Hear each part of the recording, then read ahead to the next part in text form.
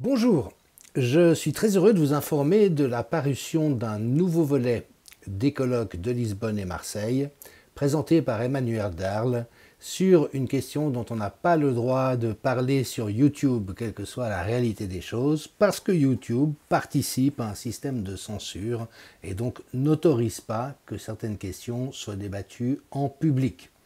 On se demande évidemment de quel droit, dans quelle intention, mais enfin ça les regarde.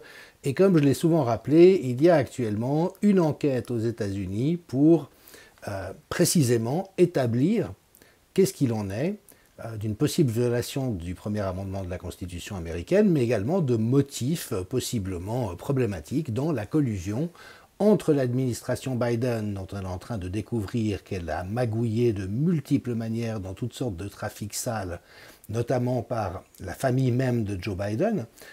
Le nouveau Congrès républicain est en train de diligenter une enquête pour mettre à plat toutes ces réalités.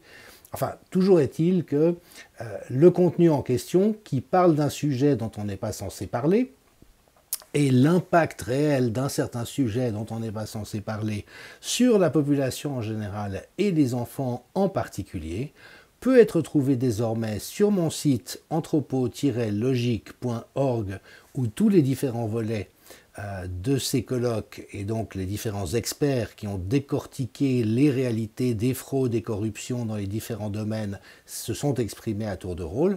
Vous pouvez également la trouver sur ma chaîne Odyssée, toutes les références figurant en bas de cet écran. Et puis espérons que revienne, si possible pas trop tard, un jour où la liberté d'expression et d'opinion, dès lors qu'elle ne transgresse aucune loi protégeant effectivement la population, sera pleinement rétablie et que des acteurs privés comme les géants du net auront renoncé à vouloir créer le meilleur des mondes, soi-disant pour notre bien, mais a priori plutôt pour le leur.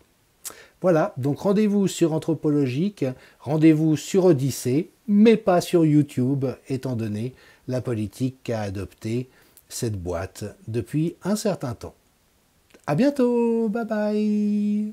Ah, encore, pour la petite histoire, Facebook est en train de prendre un bouillon, parce que leur politique de censure a été encore plus odieuse, si c'est possible, que celle de YouTube. Et donc, à force de perdre du chiffre d'affaires et des usagers, il semble qu'ils sont en train de rétro-pédaler de manière active.